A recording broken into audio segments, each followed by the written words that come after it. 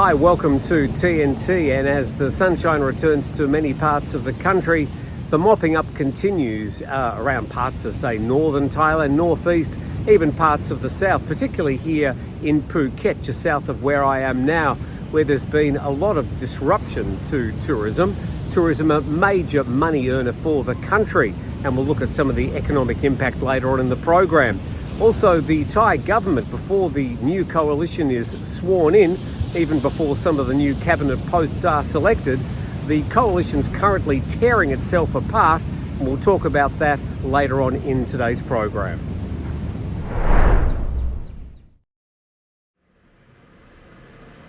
And it just feels better when the sunshine is out. Beautiful morning here in Phang. Hopefully where you are, there's not too much rain, not too much cleaning up to do. But we'll get to the floods in just a moment. But an update on another big story. We'll go to ThaiPBSWorld.com. Contaminated herbal liqueurs claim 2 more lives. Don't know why they're using this word liqueur. Let's just use the word moonshine. Bangkok's herbal moonshine poisoning cluster claimed 2 more lives yesterday, bringing the total number of deaths to 6. 7 people still in comas. The Public Health Emergency Operations Centre reports that as of yesterday, 37 patients had been admitted to hospitals after drinking the methanol-laced herbal moonshine. The 5th victim died at a hospital in Minbury, and the 6th victim died at home. Of those who are still in hospital, 7 are on ventilators, 23 are undergoing dialysis. And the issues prompted authorities to close a number of stalls selling herbal moonshine, locally known as Yadong, in eastern districts of Bangkok. So authorities doing their best to quickly track down these illegal, unlicensed and clearly poisonous alcoholic beverages. We go to the Bangkok Post. More moonshine deaths, investigation widens. It talks about 2 new patients having been admitted. They told officials they drank the liquor at other stalls, not any of the 18 stalls earlier identified, and officials were investigating 5 newly reported liquor stalls in Lat Krabang and Kanayao districts of Bangkok and in Lam Luk district of Pathum Thani. And police say a 49-year-old woman suspected of supplying the drink to the 18 currently closed stalls has been charged with the illegal production of liquor and recklessness causing death and serious injury. And the police commander said samples of homemade liquor from the 18 stalls contained hazardous levels of methanol and emphasised that consumers should not buy illegal booze for their own safety. So now 6 confirmed dead. It looks like there could be more fatalities from this illegal moonshine fiasco.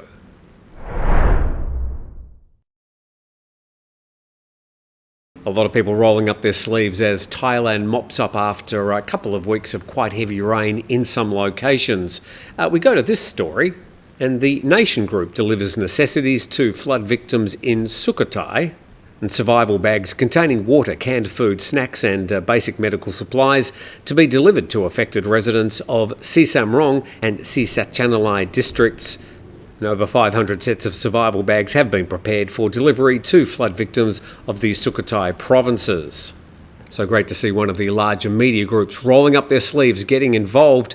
And to our small effort that we did on Saturday, sort of a bit spontaneous, and we didn't have a lot of chance to organise it. Could have been a lot bigger, but we do really appreciate the people that got involved, put together by both Living Waters Phuket as the peak organisation, the registered charity, and then with the support of 5 Star Marine, the Patong Rotary Club, UWC School, also British International School, Phuket Hotels Association, and of course us. This is the latest figures. I just got this from Sean this morning. And nearly 143,000 was raised from the efforts. This is from our little spontaneous telethon we did on Saturday afternoon. And Sean says, thank you kindly. The funds have been used to supply 200 life bags, 20 kettles, 20 rice cookers, 80 picnic mattresses, 80 sets of home utensils. So that's some of the stuff that was actually bought with the monies and has already been delivered. Now, there was also a lot of stuff dropped into 5 Star Marine since Saturday from viewers of TNT. We thank you all very, very much for your kind donations. As I said at the time, we've guaranteed that 100% of the money that was raised, and every single item that was taken to the five-star marine officers is making its way up the hill in Qatar to help relieve those families who, well, they sort of lost everything. To some wider reporting, this from BangkokPost.com, tourism losses from flood close to 500 million baht. And severe floods in many Thai provinces have resulted in tourism losses valued at 491 million baht, while tourism expenditure is expected to contract by 200 million baht. The figures were reported by a committee set up to monitor flood impact, particularly in Phayao, Nan, Praia, Sukhothai and Uttradit, which have all dealt with landslides. And the closure of several tourist attractions prevented about 57,000 tourists from travelling as planned, resulting in 200 million baht in losses. Temporary flood-related closures at some tourist sites have also left 628 workers unemployed. Hotels in Nan suffered the worst impact as their average occupancy plunged to 5%. On August 25 and 26 from the 70% norm, and occupancy in Sukhothai fell from 40 to 16% and in Praia from 60 to 30%. So it's not just the immediate impact of the floods on the victims, but it's also the loss of income in these areas to, well, things like the tourism industry. And the government also lost about 24 million baht in tax revenue due to an abrupt pause in tourism in the affected areas. Okay, from the flooding situation to, well, a bit of good news. Khao English reporting the first worker has been successfully rescued from the Thai-China high-speed railway tunnel. Now, there were 3 workers who were buried in this construction landslide in Nakhon Ratchasima, part of one of the tunnels that was being built for the high-speed railway that's currently being built between Bangkok and Nakhon Ratchasima.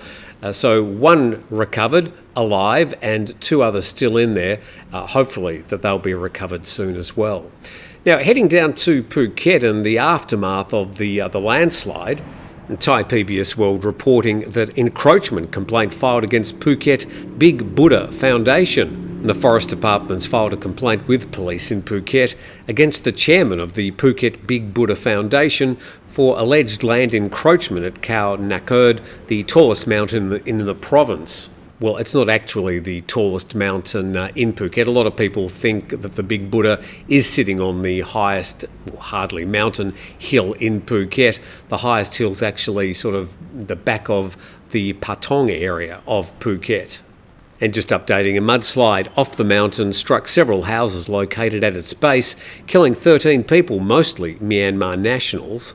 And officials from the Forest Department and the Phuket Buddhism Office conducted a field inspection of the Phuket Big Buddha statue and its compound yesterday to determine whether all the facilities are contained within a 2.4 hectare plot as permitted by the Forest Department.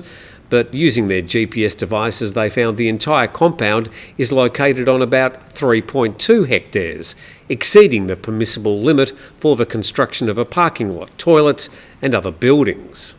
And the Phuket Big Buddha, one of the island's landmarks, stands 45 metres tall and is constructed of concrete covered with Burmese white marble. So this is one of the businesses, yes, businesses that are just too big to fail. A very popular tourist attraction in Phuket, and a lot of people relying on daily income as they drag people up the mountain to enjoy the amazing views and indeed the amazing Buddha statue. But will the Big Buddha be torn down? No. Will a few people be wrapped over the knuckles? Probably. Will they have to pull down a few buildings? Maybe. But this is all just a bit of a show in the wake of that horrible landslide that, remember, killed 13 people.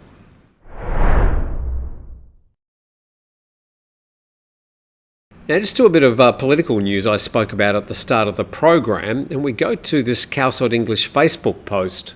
2 aspects to this. Firstly, the PHANG Party, a member called Rungkrai, filed a petition yesterday at the Election Commission to have the Commission disqualify the PM Paetongtarn Tan for having transferred her private company shares and resigned from those companies on August the 19th, 3 days after she was voted to become PM on August the 16th. Now, as of today, August the 29th, the Prime Minister still hasn't been sworn in by His Majesty the King, so she's not technically the Prime Minister, but there's still a lot of efforts, particularly from, this is from a coalition member, I might add, the PHANG Pracharat Party.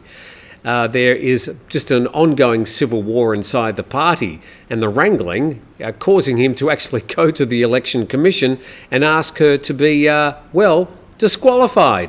Now, the second part of this, and just clarifies that Rungkrai wasn't the person who earlier filed a petition with the Election Commission for being under undue influence of Thaksin Shinawatra. I'm not exactly sure how they can prove that, but as you can see, there's still a lot of instability in this new coalition government as they sort of wrangle who's going to take the cabinet posts. Let's have a quick look at this chart. And as we can see with this chart, you've got 500 MPs. PHANG Pracharat is 40 members in the government, which is 315 MPs. That's the black arrow pointing there. In the opposition, you've got the Democrats with the red arrow, and the Democrats, some 25 MPs, have now been invited to join the coalition, basically to make up some of the space left by PHANG Pracharat, led by General Prawit Wongsuwon, and that's an ongoing problem. Now, the big question mark is just under PHANG Pracharat in the government coalition is the United Thai Nation Party with 36 MPs. So what those United Thai Nation Party MPs do is going to be fundamental. So there's some 36 of them. They're all sympathetic to the former Prime Minister Prayut Chan-o-cha. You'd call them military sympathetic. And their position in the coalition is, well, some sort of slight guarantee that there wouldn't be another army coup. Going to be very important to see what happens with them and, well, the PHANG Pracharat Party and the reaction from the 80-year-old General Prawit Wongsuwon. So sadly, a bit of instability to report there. We'll keep you up to date just at the end of the program because I know a lot of people aren't really particularly interested in the politics. But please subscribe to the channel if you've got this far. We do this 5 days a week in a live program on Saturday, and we'll look forward to seeing you again tomorrow.